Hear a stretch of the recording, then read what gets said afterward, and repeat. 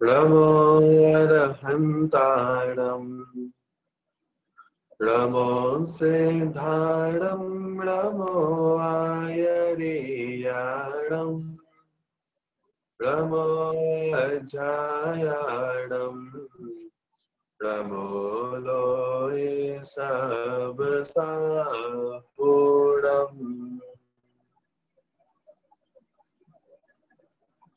चलिए आज की क्लास को अपन स्टार्ट करते हैं। और लास्ट क्लास में अपन टॉपिक डिस्कस कर रहे थे 12 इस टॉपिक की अपन ने काफी कुछ भूमिका स्वरूप चर्चा लास्ट क्लास में अपन ने की थी। आज के अपन आगे की चर्चा करने वाले हैं। तो 12 भावना की अपन ने एक चर्चा की थी कि कौन कौन सी भावनाएं होती हैं, उनके नाम भी अपन ने याद किए थे। भावनाओं का स्वरूप कैसा होता है, कौन भाता है भावना, कैसी भाई जाती है भावना, क्यों होती है, सारी चर्चा अपन ने लास्ट क्लास में की थी। ठीक है, इसके आगे की चर्चा आज अपन स्टार्ट करेंगे।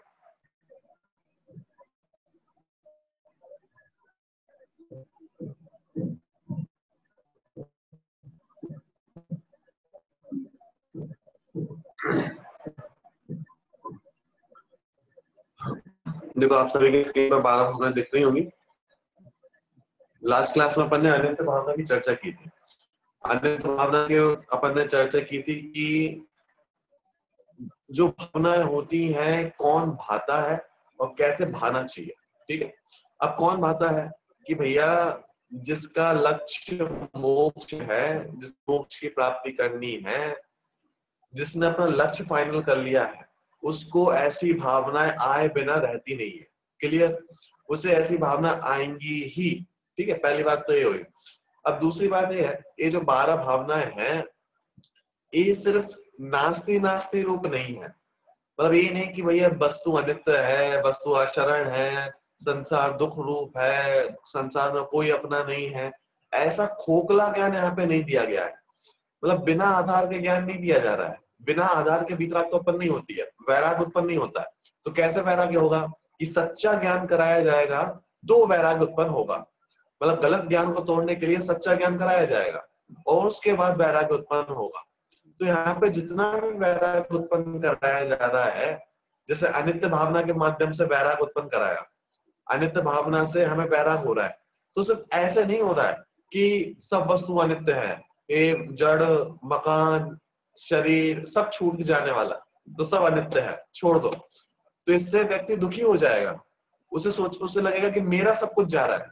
लेकिन साथ में उसको यहाँ पर ये भी ज्ञान कराया जाएगा कि जो मेरा था वो कभी छूट के नहीं जाने वाला, मेरा था वो हमेशा मेरे साथ रहने वाला है। मैं कभी नाशवान नहीं हूं, मैं हमेशा मुझ में रहने वाला हूं। ठीक है, तो बाहर की वस्तुएं सब अनित्य हैं और मैं एक ध्रुव चैतन्य तत्व हूं, इसलिए अपना आश्रय करके सुखी रहना चाहिए, प्रसन्न रहना चाहिए। तो ये बात यहाँ पे समझाई गई है। ठीक है, तो 12 भावनाओं में जो अपन चर्चा करेंगे दोनों पहलुओं से करेंगे। बाहर से वैराग्य भी लाएंगे, लेकिन वैराग्य का आधार सच्चा ज्ञान होगा, राइट नॉलेज उसके साथ अपन करेंगे। तो राइट नॉलेज के साथ ही सच्चा वैराग हो सकता है, बिना सच्चे ज्ञान के सच्चा वैराग नहीं हो सकता। ठीक है, तो अपन ने लास्ट क्लास में नित्य की चर्चा की थी, करेंगे और फिर अपन आगे की 11 भावना की चर्चा अपन करने वाले हैं। ठीक है, देखो चलो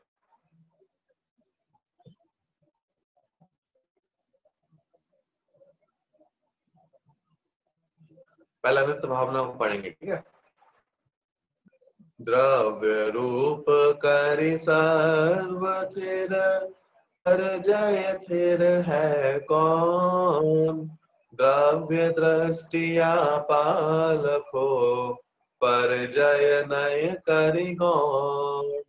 देखो क्या कह रहा है, द्रव्य रूप करि सर्व थिर, परिजय थिर है कौन, कि भैया हर वस्तु के दो पहलू। अगर द्रव्य दृष्टि से देखा जाएगा तो कोई भी वस्तु परिणामित नहीं होती। परिणामित नहीं मतलब बदल नहीं जाती, चेंज नहीं हो जाता, उसका फॉर्म उसका जो क्वालिटीज थी वो चेंज नहीं होती। लेकिन परिजय स्थिर है कौन, पर्याय दृष्टि से देखने पर स्थिर कौन है, सब कुछ तो बदल रहा है, अपने स्थान पर रहते हुए सब कुछ बदल रहा है, लेकिन इतना नहीं बदल जाता कि दूसरी वस्तु में कन्वर्ट हो जाए, अपना नहीं बदलता, लेकिन हर वस्तु बदल रही है। ठीक है, तो ये दोनों एक ही वस्तु के पहलू है। अब द्रव्य दृष्टि आप लगो परिजय नए करिगौर, इसलिए जिसे सुखी रहना हो, जिसे प्रसन्न रहना हो, वो द्रव्य दृष्टि रखे, मतलब द्रव्य स्वभाव की अपेक्षा से देखे, द्रव्य के एंगल से वस्तु को देखना चाहिए, तो कभी भी दुख नहीं होगा। अनित्य वस्तु को देखेंगे तो हमारी सुख भी अनित्य मिलेगा, और नित्य वस्तु को देखेंगे जो हमेशा रहने वाला है, कायम रहने वाला है, तो हमारा जो सुख उत्पन्न होगा वो भी हमेशा कायम रहने वाला उत्पन्न होगा। क्योंकि नॉर्मल सी बात है, अगर हमारा सुख एक अनित्य, मतलब जो रहने वाला नहीं है बहुत टाइम तक, ऐसी वस्तु से उत्पन्न हुआ है, तो सुख तुरंत खत्म हो जाएगा। जैसी वस्तु जाएगी सुख भी खत्म हो जाएगा। लेकिन अगर हमारा सुख ऐसी वस्तु से आ रहा है जो हमेशा रहने वाला है, तो वो जो सुख होगा वो भी हमेशा के लिए रह सकता है। बात समझ में आ रही है? इसलिए अगर द्रव्य दृष्टि से वस्तु को देखा जाएगा तो द्रव्य दृष्टि कहती है वो हमेशा नित्य रहने वाला है, हमेशा कायम रहने वाला है, द्रव्य दृष्टि। इसलिए द्रव्य दृष्टि के एंगल से देखने पर, वस्तु को देखने पर हमारी दृष्टि सम्यक होती है, हम सुखी होते हैं। तो द्रव्य दृष्टि आपालक हो, परिजय नय करि गौण, पर्याय नय को गौण करना चाहिए। इससे इस प्रकार से देखना चाहिए वस्तु को। ठीक है, दूसरा है अशरण भावना। शरण, शरण मतलब होता है सहारा। शरण मतलब क्या है? सहारा। कि जैसे हमें किसी की आवश्यकता होना, किसी का आधार होना, सहारा मिलना। और आशरण मतलब कि कोई सहारा नहीं होना, कोई आधार नहीं होना, कोई सहायक नहीं होना, कोई हेल्पर नहीं होना। शरण मतलब कोई हेल्पर, और अशरण मतलब कोई हेल्पर नहीं है, कोई सहारा नहीं है। क्लियर? अब देखो क्या बोल रहा है, शोधातम पंच गुरु जग में शरणो दोए, मोह दिए के प्रथा आन कल्पना होए। ये जितने छंद अपन पढ़ रहे हैं, आप ट्राई करना ये सब आपको याद हो, मतलब याद करने की आप कोशिश करना। बहुत प्यारे प्यारे छंद है, और काम के टाइम पे, आते जाते टाइम पे आप गुनगुना सकते हैं। उनको गुनगुनाने पे, ऐसे माइंड में लाने पे बहुत आनंद भी आएगा आपको। ठीक है, देखो अब अशरण भावना में क्या कह रहे हैं। अशरण भावना में हमें ये बतलाना है, मतलब एक सम्यक दृष्टि जीव क्या विचार करता है। वो ये विचार करता है कि जग में वास्तव में मेरा शरणभूत है कौन, मैं किसकी सहायता लूं, किसका आधार लूं, कोई मेरी शरण सहायता करेगा कैसे। देखो हमें क्या लगता है, कोई मिथ्या दृष्टि जीव है, उसकी कल्पना क्या है, वो ये कल्पना करता है कि मैं और मेरा परिवार, मैं, मेरी समाज, मेरा देश, मेरा सब कुछ। तो जहां पर में आसक्ति स्टार्ट हुई, जहां पर में अहम पना कि ये मेरे हैं, ये स्टार्ट हुआ, यहां से गलती स्टार्ट हो जाती है। ठीक है, अब हम हर जगह शरण खोजते हैं कि कोई मेरी मदद कर दे, कोई तो मेरे साथ जाएगा, मेरे बच्चे हैं, मेरी पत्नी है, मेरा परिवार है, मेरे माता पिता है, ये तो मेरी शरण करेंगे, मैं इनकी शरण में तो सुखी रहूंगा। मैं जो कार्य कर रहा हूँ अब मिल बांट के तो खाएंगे, मिल बांट के तो भोगेंगे। मैं जो कार्य कर रहा हूँ वर्तमान में अपने परिवार के लिए कर रहा हूँ, मैं जो पाप वर्तमान में कर रहा हूँ वो परिवार के लिए कर रहा हूँ, तो हम मिल बांट के तो भोगेंगे। कि नहीं भैया, जो पाप हम कर रहे हैं उसका फल हमें ही मिलेगा, जो पाप सामने वाला कर रहा है उसका फल उसी को मिलेगा। हम तो सोचते हैं कि भैया जैसे घर में कोई बीमार हो जाए, और हमारा तो त्याग है कि हम अवक्ष औषधि नहीं खाएंगे, मतलब जिस मेडिसिन में अवक्ष पदार्थ डलता है हम नहीं खाएंगे। लेकिन घर में कोई बीमार हो गया तो हमें तो खिलानी पड़ेगी, हम तो उसको देंगे। लेकिन समझना बात को, अगर हम, कभी कभी ऐसा लगता है हम खुद तो पाप नहीं कर रहे हैं लेकिन हम दूसरों को करा रहे हैं, दूसरों के लिए हम कर देते हैं। ठीक है, तो समझना बात को कि भैया हमें लगेगा, हमें लगता है कि पाप हम मिल बांट के भोग लेंगे। जो कार्य वर्तमान में मैं कर रहा हूँ, कोई भी कार्य, उससे हम मिल बांट के भोगेंगे नहीं। जो पाप, जो कार्य हमने गलत किया है उसका फल हमें ही गलत मिलेगा, जो पाप मैंने किए हैं उसका उदय मुझे ही मिलेगा। बताओ जगत में शरणभूत रहा कौन? शरणभूत मतलब मैं जिसका आधार लेकर सुखी हो जाऊं, मैं जिसका आधार लेकर बच जाऊं। तो हमें ऐसा लगता है कि बहुत कष्ट है, बहुत कष्ट है संसार में, तो ऐसा कोई व्यक्ति होगा जिसको पकड़ कर, जिसका सहारा लेकर मैं संकट मुक्त हो जाऊंगा। अब मेरे को सुखी होने के लिए जगत में कौन कौन शरण भूत है बताओ? पैसा है, शरीर है कि पैसों के माध्यम से हम बच सकते हैं, या दूसरों के माध्यम से, शरीर के माध्यम से एक शरण भूत है, इसके माध्यम से मैं सुखी रहूंगा, पैसों के माध्यम से सुखी रहूंगा, एक महल के माध्यम से मैं सुखी रहूंगा, गाड़ी बंगला जो भी है, ये हमारी एक मिथ्या दृष्टि की मेंटेलिटी है। तो उसने अपने आप को सहारा देने के लिए बाहर में इतनी सारे जंजाल, इतनी सारी वस्तुओं को इकट्ठा कर लिया। क्यों किया? शरण के लिए, शरण, सहारे के लिए, आवश्यकता के लिए। लेकिन सम्यक दृष्टि जी को विचार किया आता है कि अगर ध्यान से देखा जाए तो जगत में शरणभूत है कौन? विचार तो करो, कौन शरणभूत हो सकता है? क्या कोई भी वस्तु पर भव में मेरे साथ जा सकती है? नहीं जा सकती है। मुझे कोई भी वस्तु कब मिलेगी? जब मेरा पुण्य उदय होगा। तो जब पुण्य ही नहीं है तो वस्तु कैसे मिलेगी? और जैसे ही पाप का उदय आएगा तो वस्तु चली जाएगी। तो शरण बचा कौन? आज जो धन दिख रहा है, शरीर दिख रहा है, वैभव दिख रहा है, ये कल सब चला जाएगा। तो इस मेरे शरण कैसे हो सकते हैं? आज जो मेरे परिवारजन, माता पिता भाई बंधु मुझसे अच्छे से प्रीति से बात करते हैं, कल पाप का उदय आएगा तो यही मुझसे अप्रीति से बात करेंगे। यही स्वरूप होता है संसार का। हमारे उदय से अधिक अच्छा व्यवहार वस्तु में कोई कर ही नहीं सकता। मतलब हमारा जैसा उदय है, सामने वाला व्यक्ति हमारे साथ वैसा ही व्यवहार कर सकता है, इससे अधिक कुछ नहीं कर सकता। हमें कभी कभी लगता है कि भैया हम तो सबके लिए बहुत अच्छा करते हैं, हमारे लिए कोई अच्छा ही नहीं करता है, हमारे लिए कोई प्रशंसा ही नहीं करता है हमारी। तो भैया हमारा जैसा उदय होगा उससे अधिक प्रशंसा या उससे अधिक कार्य सामने वाला हमारे लिए कर ही नहीं सकता है। हमारे उदय के अनुसार ही सामने वाला हमसे व्यवहार करेगा। तो अगर हमारा उदय अच्छा ही नहीं है तो सामने वाला क्या करेगा? सामने वाला मतलब कोई भी वस्तु, मुझसे भिन्न जगत की कोई भी वस्तु मेरे लिए अच्छी हो कैसे सकती है? मेरे लिए शरणभूत कैसे हो सकती है? आधार, शरण, किसका सहारा ले? जो वस्तु मेरे ही उदय से मिलने वाली है उसका आधार के पीछे भागने क्यों? जब मिल जाएगी तो आधार बचा क्या? इसलिए सम्यक दृष्टि जी ऐसा विचार करते हैं कि वास्तव में शरीर भोग सब छूटने वाला है, इसलिए वास्तव में मेरे शरण नहीं है, वास्तव में मेरे आधार नहीं है। तो कौन है? कि शुद्ध आत्म, एक मैं, शुद्ध आत्मा। मतलब मैं स्वयं मेरे लिए एक आधार हूं। अगर इसका आधार है तो मैं बचा हूं, ये आधार नहीं गया तो मैं भी लुट गया। ठीक है? तो शुद्ध आत्म। और दूसरा अरु पंच गुरु, पांच गुरु। कौन से पांच गुरु?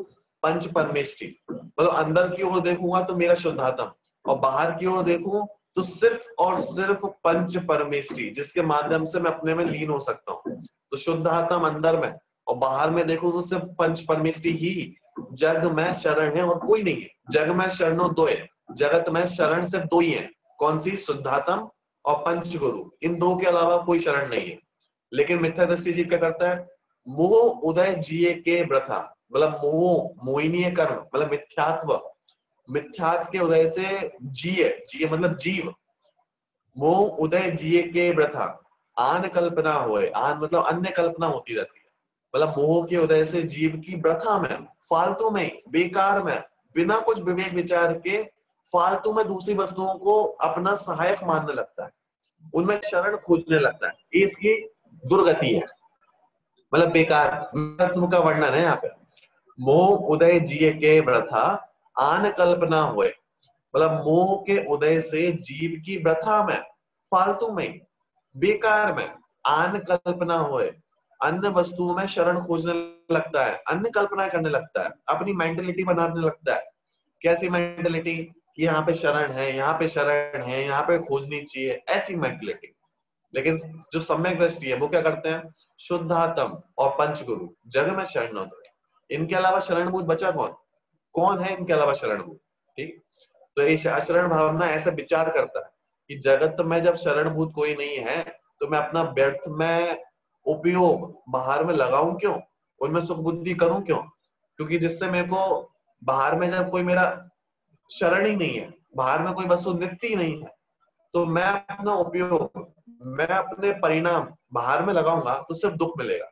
इसलिए सम्यक दृष्टि जीव वहां से परिणाम हटाते हैं और अपने में लगाते हैं। ये उनकी थिंकिंग है। अब मैंने आपसे कहा था ना, 12 भावना क्या है? एक थिंकिंग है, एक भावना है अंदर की। सिर्फ थिंकिंग ही नहीं, परिणमन भी है। ठीक है, तो अनित्य है, आचरण है, इस रूप से उनका जीवन परिवर्तित होता है। अब देखो इसके बाद है संसार भावना। अब संसार पे कैसा विचार करते हैं हम, देखो, पर द्रव्य ते प्रीति जो है संसार अबोध, ताको फल गति चार में भ्रमण कयो श्रुत सो। देखो, अब संसार के बारे में वो कैसा विचार करते हैं, कैसा उन्हें अनुभव होता है संसार के संबंध में। उन्हें लगता है कि संसार जो नाम है ना, संसार नाम भटकने का है, संसार नाम दुख का है। दुख मतलब संसार, सीधी सी बात है, जहां पर दुख वहां पे संसार है। ठीक है, संसार मतलब दुख है। अब दुख कहाँ कहाँ पे है, वहां वहां खोज लो तो आपको संसार मिल जाएगा। जैसे हमारे सिद्ध जीव हैं, उन्हें अपन संसार अतीत कहते हैं। संसार अतीत का मतलब होता है जो जीव संसार में नहीं रहते। क्यों नहीं रहते? क्योंकि वो दुख में नहीं रहते। जहां पे दुख नहीं है वहां पे संसार नहीं है, और जहां पर दुख है वहां पे संसार है।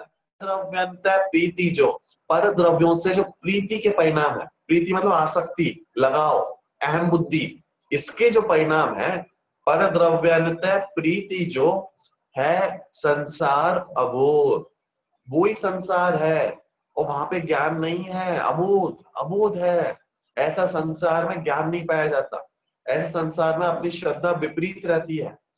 पर द्रव्यन्ते प्रीति जो, वो ही संसार है। मतलब कहना क्या चाहते हैं समझना, हर कष्ट का प्रारंभ प्रीति से होता है। सुनना ध्यान से, हर दुख का प्रारंभ प्रीति से होता है, प्रीति से। अगर पर द्रव्य में प्रीति है, गलती, पूरी गलती, संसार का प्रारंभ, संसार का प्रारंभ, दुख का प्रारंभ, चार गतियों का प्रारंभ सिर्फ और सिर्फ एक प्रीति से होता है। प्रीति मतलब आसक्ति से, जुड़ान से। किसके जुड़ान से? कि पर द्रव्यों के जुड़ान से। जब तक जीव के पास पर द्रव्यों से जुड़ान है, तब तक जीव दुखी है, वहां पे संसार है। क्योंकि हर कार्य, हर गलत कार्य प्रीति के कारण ही होता है। अगर पर द्रव्यों से प्रीति ना हो तो जीव ना हिंसा करेगा, ना झूठ, चोरी, कुशील, परिग्रह, कुछ भी नहीं करेगा। पर द्रव्य से प्रीति जो है संसार हो, पर द्रव्यों के प्रीति ही संसार है। और इसका फल क्या है? ताको फल गति चार में। और इस ताको मतलब उसका, किसका? प्रीति का। ताको फल, उसका फल क्या है? गति चार में, चार गतियां ही उसका फल है। चार गतियां, कौन कौन सी गतियां? मनुष्य गति, त्र्यंच गति, देव गति, नरक गति, ये चार गतियों ही उसका फल है। भ्रमण कयो श्रुत शोध, मतलब चार गति में भ्रमण करना ही श्रुत शोध ने कहा है। श्रुत शोध मतलब जो श्रुत मतलब जिनवाणी, शोध मतलब जिन्होंने उसका अभ्यास कर लिया है, ऐसे मुनिराज। श्रुत शोध मतलब मुनिराज, उन लोगों ने ऐसा कहा है कि भैया पर द्रव्यों में प्रीति का ही नाम संसार है, और उसका फल चार गतियां हैं। इसलिए इनसे हमेशा दूर रहना चाहिए, पर द्रव्यों से प्रीति का त्याग करना चाहिए। ठीक है, तो ऐसी संसार में भावना मानते हैं कि पर द्रव्य प्रीति जो है संसार वो, तापो फल गति चार में भ्रमण कयो श्रुत सो। ठीक है, देखो एक बार इसको बोलते हैं। पर द्रव्य प्रीति जो है संसार अबोध, ताको फल गति चार में भ्रमण कयो श्रुत सो।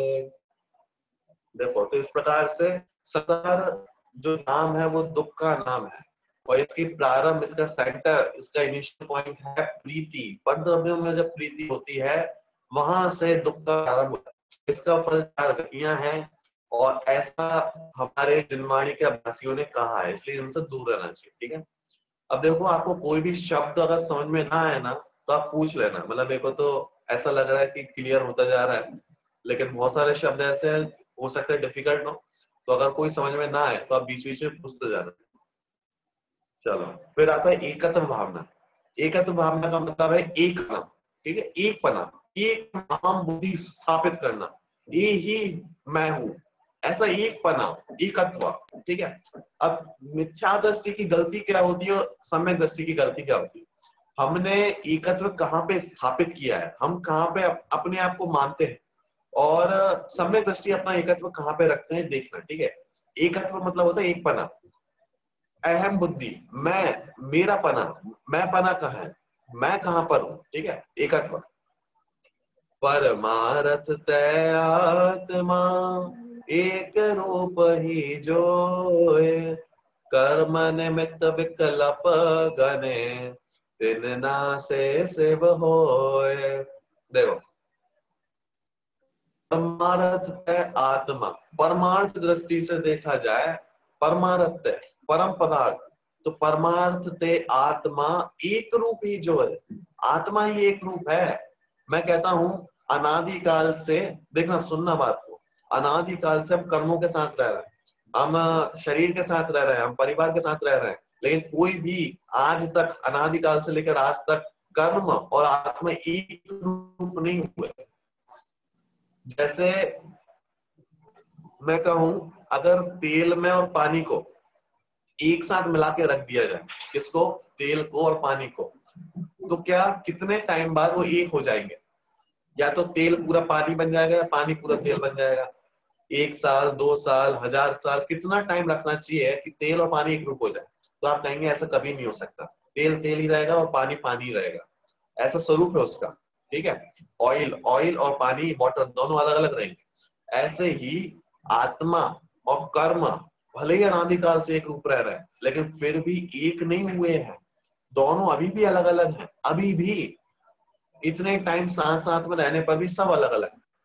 इसलिए कहा है कि परमार्थ से देखा जाए तो आत्मा सिर्फ एक ही है, एक रूप ही है। तो भैया इतने सारे रूप दिखते हैं, शरीर शरीर दिखता है, गोरा काला, सुंदर, गरीब, अमीर, ये सब क्या है? किसी के पास कम पैसे हैं, किसी के पास ज्यादा, ये सब क्या है? ये सब मेरे ही तो है, किसके हैं? कि भैया कर्म निमित्त विकल्प गणे,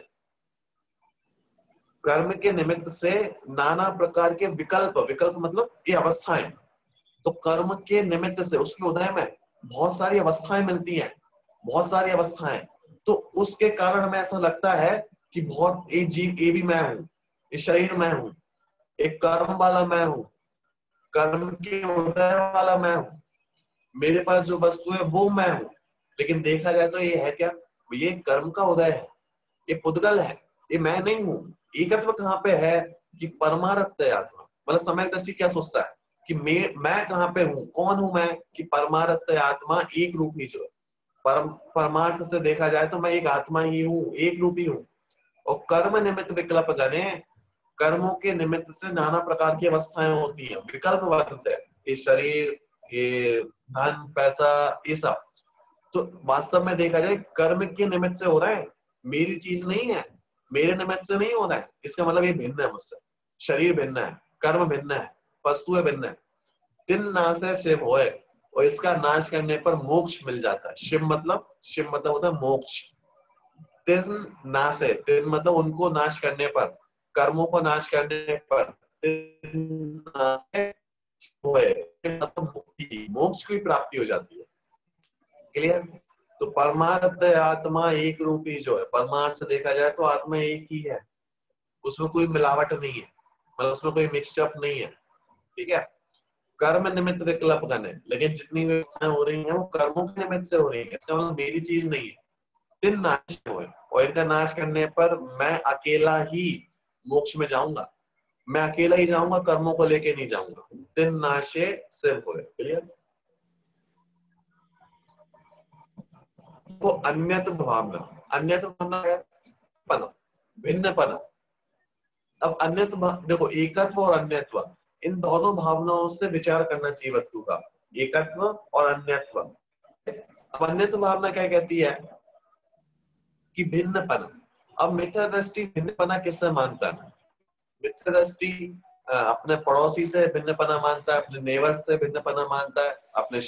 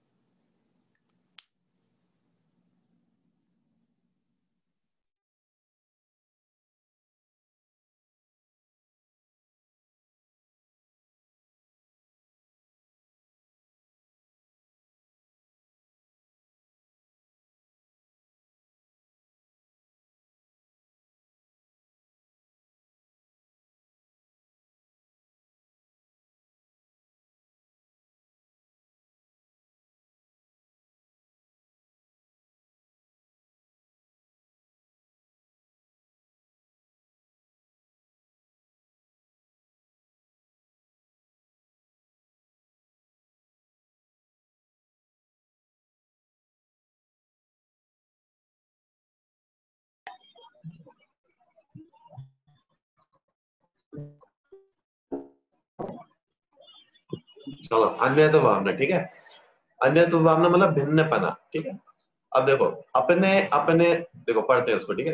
अपने अपने सत्व को सर्व वस्तु बिलसाय, ऐसे चितवय जीव तब परतय ममत न थाय। देखो क्या बोल रहे हैं। अब भिन्नपना कैसे समझ में आए, कहां से है भिन्नपना, कि देखो अपने अपने सत्व को, अपने अपने सत्व को मतलब अपने अपने स्वभाव को, स्वभाव मतलब क्या, स्वभाव मतलब जैसा मैं जीव हूँ, मेरा स्वभाव दर्शन, और सत्व मतलब उत्पाद है, द्रव्य, ठीक है।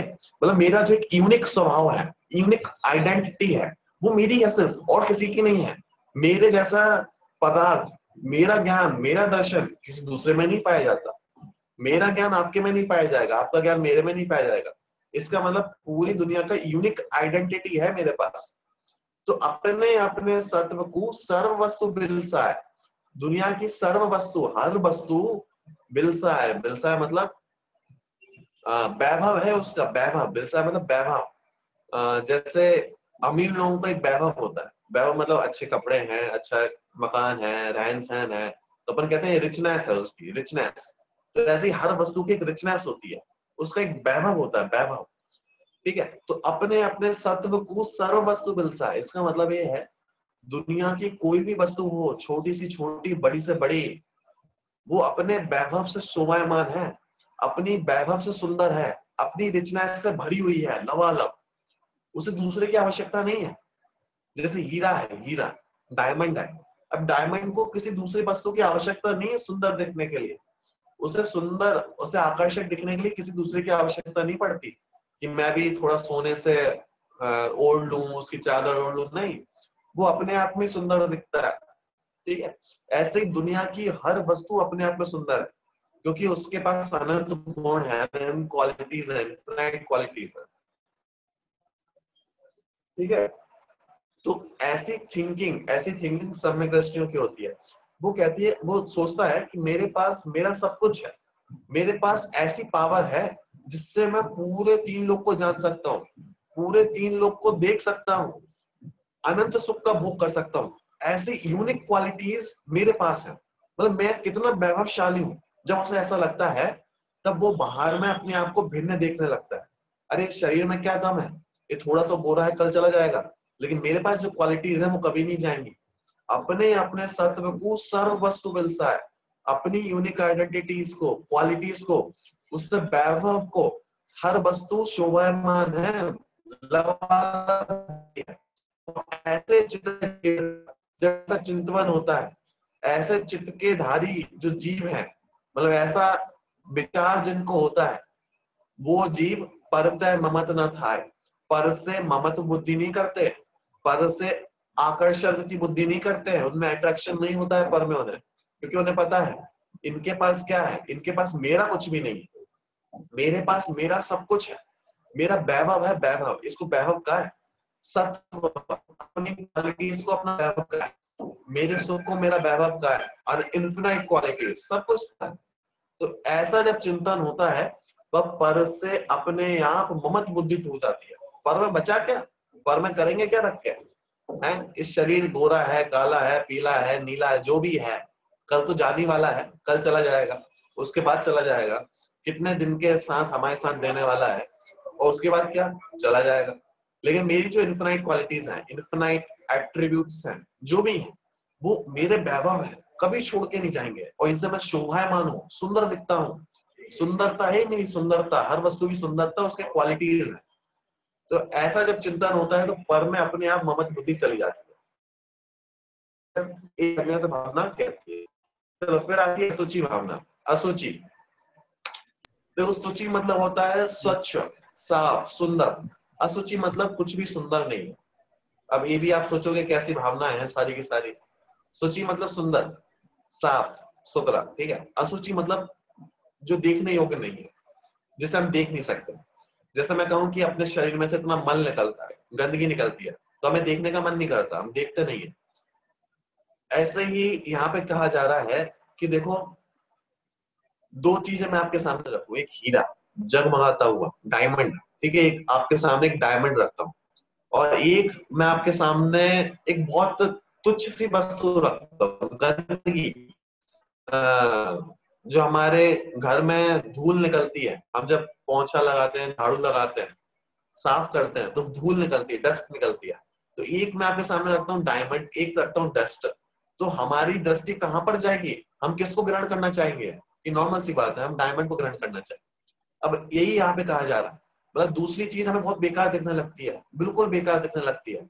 अब पता, सम्यक दृष्टियों को उनके सामने सोना हो, महल हो, बड़ी बड़ी चीजें हो, उन्हें वो बिल्कुल धूल जैसी दिखती है, धूल जैसी।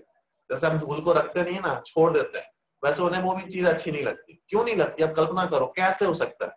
ये तभी हो सकता है जब उनकी दृष्टि किसी बड़ी चीज पर हो। मतलब जब हमारी दृष्टि डायमंड पर होती है तो हम डस्ट को छोड़ देते हैं, ऐसे ही सम्यक दृष्टियों की दृष्टि जब बड़ी चीज पर होती है तो वे छोटे महल मकान सब छोड़ देते हैं। कैसे छोड़ देते हैं? कि उन्हें वो अच्छी नहीं दिखती। उनकी दृष्टि जब अपने पे आती है, देखो पढ़ते हैं इसको एक बार। निर्मल अपनी आत्मा देह अपावन गे, जानी भव निज भाव को या सो तजो सने। देखो भैया, निर्मल कौन है? निर्मल मतलब होता है गंदगी से रहित, निर्मल जिसमें मल नहीं है। निर्मल अपनी आत्मा, आत्म स्वरूप बिल्कुल निर्मल है, कोई गंदगी नहीं है। और देह को देखा जाए तो देह अपावन गे, मतलब देह जो है वो बहुत गंदा है, अपावन है, गंदगी से युक्त है। गे मतलब घर, गंदगी का घर है अपना ये देह। एक बार इसकी ऊपर की परत हटा के देखा जाए तो अंदर गंदगी गंदगी मिलेगी, हर जगह गंदगी तो है।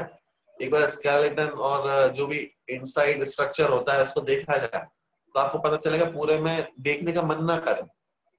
कहीं सर्जरी देखो किसी की, किसी के अंदर की चीज देखो, पोस्टमार्टम देखा जाए तो देखने का मन ऐसे देह होंगे। जानी भव्य निज भाव को, और जो भव्य जीव होते हैं, भव्य मतलब जो मोक्ष प्राप्त करने की योग्य होते हैं, वो अपने भाव को जान लेते हैं, अपनी आत्मा को जान लेते हैं, निर्मलता को जान लेते हैं। और यासो तजो सने, और इसलिए जो स्नेह है हमारा शरीर के साथ, भोगों के साथ, वस्तुओं के साथ, वो टूट जाता है। क्योंकि हमने बहुत पाया है, हमने ऐसी वस्तु को पा लिया है जो कभी गंदी नहीं होगी, जो कभी खराब नहीं होगी। निर्मल अपनी आत्मा देह अपावन गे, देह अपावन करना है, जानी भव निज भाव को। इसलिए भव्य जीवों ने अपने भाव को जान लिया है। यासो तजो सने, इसलिए एकत्र बुद्धि जो है, आसक्ति है, तोड़ना चाहिए। तो ये असुचि भावना कहती है। तो सम्यक दृष्टि ऐसा विचार करता है कि भैया सुचि तो मैं ही हूँ, मैं ही आकर्षक हूँ, मैं ही परम पवित्र हूँ। तो जब मैं ही परम पवित्र हूँ तो देह में आसक्ति कैसे कर सकते हैं? क्योंकि उसको वास्तविक स्वरूप पता है हर वस्तु का, हर वस्तु का। इसलिए जो छह भावना है वैराग्य परक, वैराग्य उत्पाद छह भावनाएं पर कंप्लीट होती है। ठीक है, अब आती है छह भावनाएं तत्व परक। ठीक है, तो तत्परक में पहली भावना है आश्रम। आश्रम आप सभी जानते हैं, आश्रम मतलब क्या है? आना, कर्मों का आना, कर्मों को ग्रहण करना। हमारे जो मोह राग द्वेष के परिणाम होते हैं, राग मतलब अट्रैक्शन, प्रीति के परिणाम, द्वेष मतलब नफरत के परिणाम, अप्रीति के परिणाम, मोह मिथ्यात्व के परिणाम। तो मोह राग और द्वेष, इनके कारण कर्म का ग्रहण होता है। तो अब जो सम्यक दृष्टि जीव है ना, ये आश्रम के बारे में विचार करता है। आश्रम के बारे में आप कल्पना करो, आश्रम के बारे में क्या विचार करता होगा कि भैया आश्रम मतलब है दुख, कर्म का हमारे साथ रहना का मतलब है दुख। समझना बात को, दुख का प्रारंभ कहाँ है? संसार कहाँ है? जब तक कर्म है तब तक संसार है। संसार क्यों है? मोह राग द्वेष परिणाम है। आश्रम है तब तक संसार है। इसका मतलब आश्रम के कारण व्यक्ति दुखी है। आश्रम दुखकार घनेर है, आश्रम के कारण दुखी है। तो सम्यक दृष्टि विचार करता है, मेरा दुख का जो कारण है ये पर पदार्थ नहीं है, ये कोई भी मेरा शरीर कार्य के कारण नहीं है। दुख का कारण आश्रम है। आश्रम, दुख का कारण क्या है समझो पहले। आश्रम मतलब हमारी मिथ्यात्व, मोह राग द्वेष, ये है आश्रम। तो आश्रम का विचार करने का मतलब ये है अपने दुख के स्वरूप पर विचार करना, क्योंकि सम्यक दृष्टि को तो दुख से मुक्त होना है, तो वो ये विचार करता है दुख हो क्यों रहा है, दुख क्यों हो रहा है। तो फिर वो ये विचार करता है आश्रम के संबंध में, आश्रम के संबंध में विचार करता है कि दुख के कारण क्या है, पहले खोजो, क्योंकि दुख के कारण ही नहीं मिलेंगे तो हम नाश कैसे करेंगे। तो दुख के खोजना चालू करते हैं आश्रम। तो आश्रम स्वरूप में ये विचार किया जाता है कि मैं दुखी किन कारणों से, कौन दुखी हूं मैं, किन कारणों से दुखी हो रहा हूँ। तो आश्रम में मोह, राग और द्वेष, ये मेरे आश्रम के कारण है, ये मेरे को नहीं करना है, दुखदायक ये है। तो इससे हमें पता चलता है हम पर परिस्थितियों को दुख का कारण मानते हैं, हम शरीर को दुख का कारण मानते हैं, हम नौकरी नहीं मिलने को दुख का कारण मानते हैं, लेकिन देखा जाए ये सब दुख के कारण नहीं है। दुख के कारण तो मिथ्यात्व है, दुख का कारण राग द्वेष है, ये दुख के कारण है। तो जब हमारी दृष्टि ऐसी बनती है तो हम दूसरों को दोष देना छोड़ देते हैं, दूसरों को दोष देना छोड़ देते हैं। दूसरों को दोष नहीं दिया जाता कि भैया इसके कारण मैं दुखी हो रहा हूँ, ऐसे दोष देने की प्रवृत्ति छूट जाती है, क्योंकि उसके कारण मैं कभी दुखी हुआ ही नहीं हूँ। अगर दूसरों के कारण ही व्यक्ति हमेशा दुखी रहता तो दुनिया में कोई व्यक्ति सुखी नहीं हो पाता। व्यक्ति अपने कारण नहीं, ठीक है। तो ये आश्रम भावना में ऐसा चिंतन किया जाए कि दुख, दुख क्या है, कारण क्या है, ताकि मैं इसे छोड़ सकूं। तो सम्यक दृष्टि में पता चलता है कि दुख का कारण वास्तव में स्वयं ही है, स्वयं की राग द्वेष बुद्धि है, स्वयं का मिथ्यात्व है, इनसे छूटना चाहिए, ठीक है। तो ये आत्म का चिंतन है। देखो, आत्म केवल ज्ञान में निश्चय दृष्टि निहार, सब विभाव परिणाम मय आश्रय भाव विडार। कि भैया आत्म केवल ज्ञानमय निश्चय दृष्टि निहार, निश्चय की दृष्टि से देखने पर आत्मा जो है वो केवल ज्ञानमय ही है, ज्ञान रूप ही है, ज्ञान के अलावा कुछ है ही नहीं, केवल ज्ञान का पिंड है। मतलब इसमें ज्ञान ही ज्ञान तो है, हमारे में राग नहीं है, हमारे में द्वेष नहीं है। मतलब द्वेष नहीं है मतलब क्या है, मेरा स्वरूप नहीं है द्वेष रूप, मैं राग का मतलब मेरा स्वरूप राग रूप नहीं है, मेरा स्वरूप मिथ्यात्व को करने योग्य नहीं है। ये तो ये समझो मेरे अंदर मेहमान बनकर, मेरे गेस्ट बनकर वो रह रहा है, गेस्ट फैकल्टी में वो रह रहा है मेरे अंदर। मिथ्यात्व, राग और द्वेष ये सब मेरे साथ पड़ोसी रूप में रह रहे हैं, मेरे नहीं है, एक दिन चले जाने वाले हैं। तो मेरा क्या है कि सिर्फ ज्ञान ही मेरा है। अगर अपने ज्ञान पर ही दृष्टि हुई तो मोह राग द्वेष छूट जाएंगे। ये इसका उपाय भी बताया यहाँ पे। मोह राग द्वेष को छोड़ने का उपाय क्या है, अपने ज्ञान को समझना मोह राग द्वेष को छोड़ने का उपाय है। अभी बाद में कभी चर्चा करेंगे ज्ञान को समझने से राग द्वेष कैसे छूट जाता है। लेकिन आप विचार करना, आत्म केवल ज्ञान में अगर ये बात समझ में आएगी तो राग द्वेष कभी नहीं होगा। ज्ञान के स्वरूप को समझने पर राग द्वेष नहीं होता, क्योंकि ज्ञान का स्वरूप है सिर्फ जानना, ज्ञों को झलकाना। जैसे कांच होता है, मिरर है, अब मिरर के सामने कोई भी वस्तु आ जाए उसका काम है झलकाना, रिफ्लेक्ट करना, रिफ्लेक्शन उसका कार्य है। अब उसके सामने कोई अच्छी वस्तु है, बुरी है, हर मैं उस काम से रिफ्लेक्ट करना होता है। ऐसे ही मेरा स्वरूप ज्ञानमय है, ज्ञान मतलब मेरा जैसा है, हर वस्तु कोई भी परिणाम हो सिर्फ यहाँ पर रिफ्लेक्शन झलकता है, रिफ्लेक्शन, इसके अलावा कुछ नहीं। तो दुख कैसे होता है, ये दुख होता है राग द्वेष से। अब अगर अच्छी वस्तु झलकेगी तो हमें राग हो जाएगा, बुरी वस्तु झलकेगी तो द्वेष हो जाएगा। तो अगर ज्ञान स्वरूप देखा जाएगा तो राग द्वेष कभी नहीं होगा, सिर्फ ज्ञान देखा जाएगा, सिर्फ रिफ्लेक्शन देखा जाएगा कि वो भी रिफ्लेक्शन है, ये भी रिफ्लेक्शन है, तो कोई द्वेष नहीं, कोई राग नहीं, सुखी है। लेकिन जहां पर रिफ्लेक्शन में हमने राग द्वेष कर दिया कि अच्छा रिफ्लेक्शन, ये बुरा रिफ्लेक्शन, तो दुख खड़ा होगा। जब सिर्फ रिफ्लेक्शन है तो दुख नहीं है, लेकिन ये अच्छा ये बुरा, यहाँ पे दुख स्टार्ट होता है, ठीक है। तो आत्म केवल ज्ञानमय निश्चय दृष्टि में है। तो दुख से छूटने का उपाय अपने आप को ज्ञान रूप देखना है, और सब विभाव परिणाम में आश्रय भाव विड़ा। और जितने भी विभाव परिणाम है, दुख है, विभाव वो विभाव है, जो राग द्वेष है सब विभाव है। विभाव मतलब जो मेरा नहीं है वो सब विभाव है। तो राग द्वेष मिथ्यात्व ये सब विभाव परिणाम है और आश्रम के कारण है। आश्रम तो आश्रम के संबंध में एक समय दृष्टि विचार करता है कि दुख और दुख का कारण क्या है। तो दुख और दुख का कारण है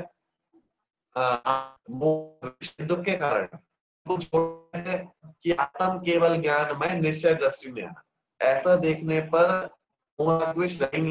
सिर्फ रिफ्लेक्शन देखने पर समझना पूरा उदाहरण, सिर्फ रिफ्लेक्शन देखने पर मोह राग द्वेष कभी नहीं रह सकते। उतने भी विभाव परिणाम आते हैं, राग द्वेष होता है, वो आश्रम के कारण होता है, इसलिए आश्रम का त्याग करना चाहिए। ऐसा चिंतन आश्रम के द्वारा होता है। ठीक है, फिर सम्मेलन से चिंतन करता है संवर का। संवर मतलब होता है कर्मों को रोक देना, मतलब नया नया ग्रहण करने के कर्मों को रोक देना, संवर कर देना। संवर मतलब कर्म है ना, हर समय कर्म है, हर सेकंड कर्म आ रहा है, तो इनको रोक दो, अब नया कर्म नहीं आए, इसका नाम है संवर। और संवर से सुख का प्रारंभ होता है, संवर से मोक्ष का प्रारंभ होता है, क्योंकि अब कर्म नहीं आ रहा है, तो जितने कर्म नहीं आ रहे उतना सुख है। बात समझ में आ रही? कर्म आ रहे थे तो दुख था, अब कर्म नहीं आ रहे तो सुख है, मोक्ष का प्रारंभ है। क्लियर? तो अब आश्रम में सम्यक दृष्टि ने दुख और दुख के कारण पे विचार किया। अब संवर में सम्यक दृष्टि सुख और सुख के कारणों की खोज करेगा। समझना, पहले आपने दुख और दुख के कारण को खोजा था, अब हम सुख और सुख के कारणों को खोजेंगे। तो सबसे पहले आता है संवर। संवर ही सुख का कारण है। हमें लगेगा कि भैया बाहर में रुपया पैसा मकान ये सब सुख के कारण है, नहीं, ये नहीं है। क्या है सुख का कारण? संवर से प्रारंभ होता है सुख। अब कैसे होता है? तो भाई एक पूरी प्रोसेस समझनी पड़ेगी। मतलब समय से चिंतन करता है, उसे तो सुखी होना है, मतलब एक टाइप से फिलोसफर है, एक दार्शनिक व्यक्ति होता है सम्यक दृष्टि। कभी आप विचार करना तो आपको पता चलेगा एक दार्शनिक व्यक्ति है सम्यक दृष्टि। क्यों है? क्योंकि उसने जो आत्मा मोक्ष इनके संबंध में बहुत विचार किया है। उसे एक दर्शन है बना बनाया, उसने एक दर्शन को फॉलो किया है। वो दार्शनिक इसलिए है क्योंकि अपने उसने सुख दुख दुख के कारण सुख के कारण इन तत्वों पर विचार किया है, मीमांसा की है। ठीक है, तो इसलिए कभी कभी विचार करना कि सुख और दुख के कारण क्या है, स्वयं भी बैठे बैठे विचार करना चाहिए। सुख के कारण क्या है, पर सुख का कारण नहीं है। तो सुख के कारण क्या है कि देखो पढ़ते हैं, निज स्वरूप में लीनता निश्चय संबर जानी, समिति गुप्त संयम धर्म धरे पाप की हानि। मतलब क्या है? अपने स्वरूप में लीनता ही निश्चय से संबर है। क्या है निश्चय से संबर? अपने स्वरूप में लीनता ही संबर है। संबर का प्रारंभ ऐसा ही होता है। संबर मतलब सुख कर्म होना। तो जैसे जीव स्वयं में लीनता है, कर्म आना रुक जाते हैं, पूरे नहीं क्रमशः रुकते हैं। ठीक है, इसका मतलब ये हुआ कि जब सम्यक दृष्टि जीव सुख की और सुख के कारणों की तलाश करता है, खोज करता है, उनको प्राप्त करने की इच्छा करता है, इसका मतलब ये होता है कि वो अपनी मेंटलिटी बनाता है कि जब तक मैं अपने आत्मा को प्राप्त नहीं करूंगा, लीन नहीं होगा, तब तक सुख नहीं मिलेगा, मैं सुख प्राप्त नहीं कर सकता। तो असल में सुख की प्राप्ति के लिए वो अपने आप को ही खोज रहा होता है। इसी का नाम संबर है। संबर का चिंतन मतलब क्या? मैंने जैसे आपसे कहा संबर का चिंतन करो। संबर का चिंतन मतलब क्या? कि भैया कर्म आना रुक गए, ये संबर है। लेकिन इसका मतलब क्या हुआ? विचार कैसे करना है? जैसे आश्रम का चिंतन करने का मतलब क्या था कि दुख और दुख के कारणों को खोजना। संबर के चिंतन का मतलब है अपने आप को खोजना। संबर हो कैसे रहा है, खोजना। तो निज स्वरूप में लीनता, अपने आप में लीनता, ये निश्चय से संबर है। वास्तविक संबर तो यही है। ठीक है, और बाहर में कर्म आना रोके ऐसे कौन कौन से कारण है? तो समिति, मुनिराजों को 5 समिति होती है, 3 गुप्तियां होती हैं, संयम है, 10 धर्म है। ये सब पाप की हानि करने वाले हैं, पाप को रोकने वाले हैं, इसलिए इनको व्यवहार से धर्म कहा जाता है। व्यवहार से इनको भी संपर्क का कारण कहा जाता है। समिति गुप्ति संयम धर्म, इनको व्यवहार से संबर का कारण कहा जाता है, मतलब कर्मों को छोड़ने का कारण है। पाप को रोकने का कारण इनको कहा जाता है। तो जीवन में जितना संयम हो सके, धर्म का पालन हो सके, उतना करना चाहिए। ठीक है, तो निज स्वरूप में लीनता निश्चय संवर जानी। तो सम्यक जीव ने सुख की तलाश उसने जो प्रारंभ की है, तो उसको पता चला है कि आपने आत्मा में लीन होना ही सुखी होने का मार्ग है। यहीं से संवर प्रारंभ होता है, यही सुख है और सुख का मार्ग है। क्लियर? इस प्रकार से संवर का चिंतन होता है। ठीक है,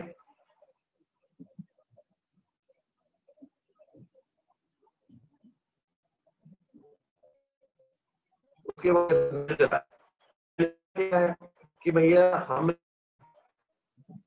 संबर से क्या किया था, कर्मों को आना रोक दिया था। अब नए नए कर्म नहीं आ रहे थे, नया नया हम स्टॉक क्रिएट नहीं कर रहे थे, जितना पहले है उतना ही स्टॉक रखा था। लेकिन हम निर्जरा में क्या कर रहे हैं कि निर्जरा में हम जो पूरा पहले का स्टॉक था कर्मों का, उसको भी हम हटाते जा रहे हैं, उसको छोड़ते जा रहे हैं, उनको दूर करते जा रहे हैं। इसका नाम होता है निर्जरा। निर्जरा मतलब पहले कर्मों को दूर करते जाना, उनको हटाते जाना, इसका नाम है निर्जरा। तो कैसे होती है निर्जरा? देखो, संबरमय है आत्मा, पूर्व कर्म झड़ जाए, निज स्वरूप को पाए कर लोक शिखर जब खाए। कि भैया संबरमय ही आत्मा है और पूर्व कर्म झड़ जाए, निज स्वरूप को पाए कर लोक शिखर जब खाए।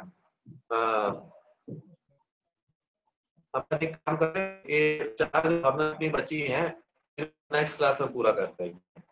अभी अपन जितनी अपनी पढ़ी है करीबन 8 भावनाएं अपनी हो चुकी हैं, और बाकी की 4 भावनाएं अपन नेक्स्ट क्लास में कवर करेंगे। ठीक है, तो एक बार आप इसको पढ़ के आना, एक बार देख लेना, जो समझ में नहीं आए तो आप पूछ लेना। और अभी अगर आपको कोई प्रश्न हो, कोई क्वेश्चन हो, तो आप अभी पूछ सकते हैं। कोई शब्द समझ में नहीं आया हो, कुछ भी, तो आप कोई क्वेश्चन आप पूछ सकते हैं, नहीं तो अपन इसको नेक्स्ट क्लास में कंप्लीट करेंगे, एंड करेंगे। जय जिनेन्द्र, जो ना एकत्व और अन्यत्व जो भावना है ना, दोनों में थोड़ा बहुत अंतर नहीं लगता है ऐसा?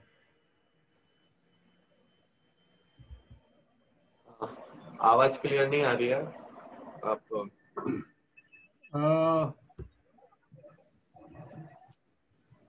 हमको जो एकत्व और अन्यत्व भावना में अंतर नहीं लग रहा है।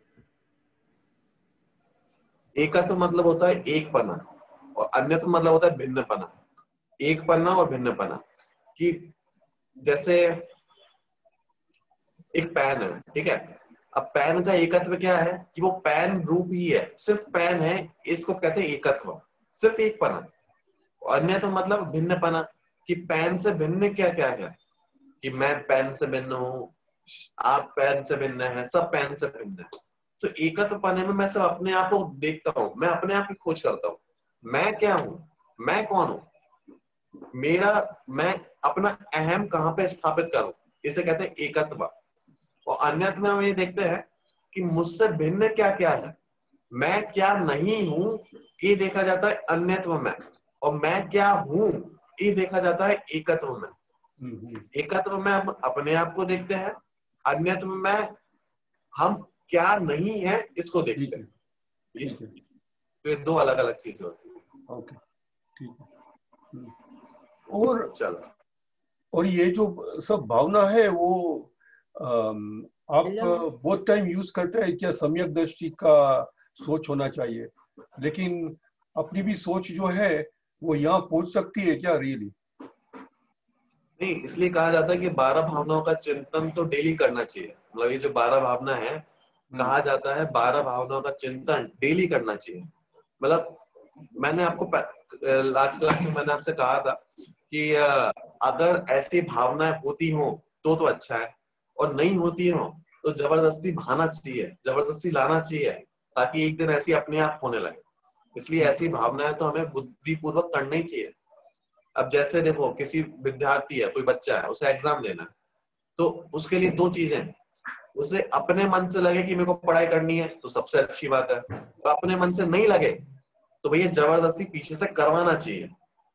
2 ही चीजें होती हैं। अगर किसी बच्चे का मन नहीं लग रहा पढ़ाई में, मतलब एग्जाम आ रहे हैं, मानो 2 दिन बाद एग्जाम है, तो या तो उसे खुद ही लगना चाहिए कि मेरे को पढ़ाई करना चाहिए, तो ये तो सबसे अच्छी बात है। अब नहीं लग रहा, उसका मन ही नहीं लग रहा पढ़ाई में, तो क्या करें कि जबरदस्ती कराओ उससे, जबरदस्ती कराओ तो धीरे धीरे लग जाएगा। तो ये उपाय है। अब ऐसे ही मूल में तो हमें स्वयं में भावना आना चाहिए। हमें मोक्ष जाना है, मोक्ष हमारा एग्जामिनेशन है, हमें उसको क्लियर करना है, तो हमें स्वयं में भावना आनी चाहिए। तो ये सबसे अच्छी बात है। नहीं आ रही है तो क्या करो कि जबरदस्ती लगाओ, लगाओ उसमें, तो लगेगी तो अपने आप आएगी। तो इसलिए डेली इसका भावना माननी चाहिए। ठीक। किसी और का कोई क्वेश्चन? चलो तो ऐड करते हैं अपन रामो।